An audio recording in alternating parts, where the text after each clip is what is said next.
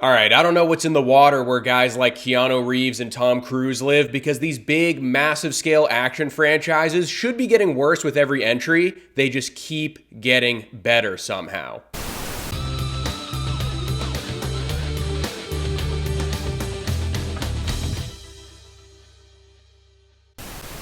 What's up, guys? I'm Sully, and if you're a fan of the channel, you probably realize I've got a different backdrop behind me right now. The reason for that is I had some flooding in my basement last night. For the last 24 hours, I've been on my hands and knees like Cinderella trying to clean this shit up, but nothing is going to stop me from talking about John Wick Chapter 4, and I'll tell you why. But if you've seen any of these previous movies, you kind of know what to expect here. They're not too complex, but the story for this new one goes like this. John Wick uncovers a path to defeating the High Table, but before he can earn his freedom, Wick must face off against a new enemy with powerful alliances across the globe and forces that turn old friends into foes. So I feel like it's impossible to start talking about a brand new John Wick movie without immediately diving into the action. I mean, that's what I would want to hear about if I hadn't seen this newest entry yet. And let me tell you, the action sequences in this movie are some of the most incredible ones in the entire franchise, and some of the most incredible sequences I've seen in my entire life. Like, this movie really must have been the one that this team wanted to make from the beginning, but they just didn't have the funding or the vision yet, because everything in here is just so polished, and I can't see how they would execute it any better than the way they did. Now, obviously, I don't want to give too much away here, but there are two fight sequences in particular, and you'll know it when you see this movie, that absolutely made me lose my mind.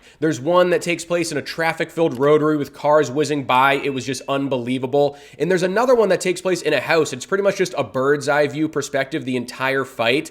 The attention to detail there, I can't even fathom what went into it. It was incredible. But seriously, it's been a while since an action movie has come around that's left my jaw on the floor and had me turning to my buddy next to me in the middle of all these sequences just to be like, that was amazing. And this movie really does kind of feel like a video game in the best way possible. You have your distinct levels and mini bosses. There's different fighting styles and music to go along with those sections. And even though they all still feel like a part of this big epic package, all of those segments just feel so distinct. You get your samurai fight, you get your bar fight, and obviously there's an insane amount of gunplay throughout this film too, which we already knew going into this, but I'm sure everyone's gonna walk out of the theater with a different favorite fight scene, which is really cool. But I will say this movie is definitely going to be too long for some people. Like, it's crazy long for an action movie. If you're not a massive fan of this franchise and action epics, you might be checking your watch once or twice. For me, I could have sat there and watched another hour of this thing. Are you kidding? I don't think it really felt like a 3-hour movie to me, and I recognize that it would probably be a little bit more of a cohesive package if maybe one or two of the side quests were taken out of the movie. But there was actually a massive story to be told this time around, so it makes sense they carried it out the way they did. But that's another crazy thing. I mean, this is John Wick we're talking about here. On the surface, it's very simple if you want to belittle it, but all of the world building they've done in these past 3 films around the High Table and the Continental Hotel and all of those Hitman rules,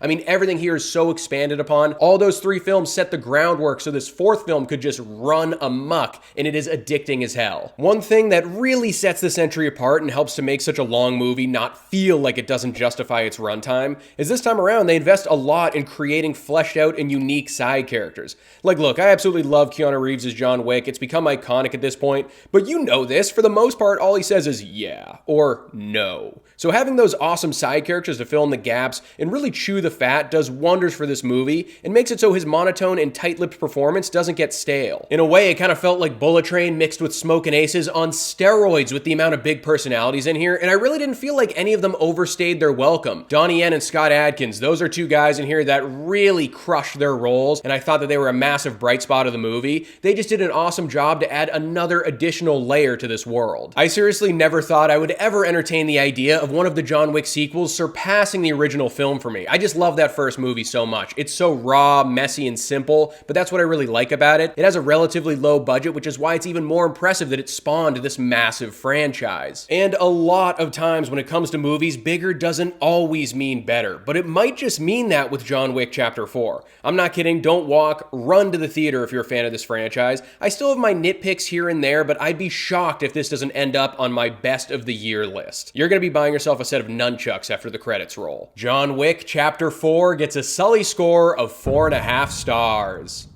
So that's my review of the new John Wick movie. Don't ever mess with the Baba Yaga. So let me know in the comments below if you're gonna go check this one out or if you've already seen it. Make sure you stick around. Next week I'm gonna release a video of my ranking of the 4 John Wick movies, so we'll dig a little bit deeper into that. Don't forget to like this video and subscribe to the channel if you haven't, and I'll see you guys at the next one.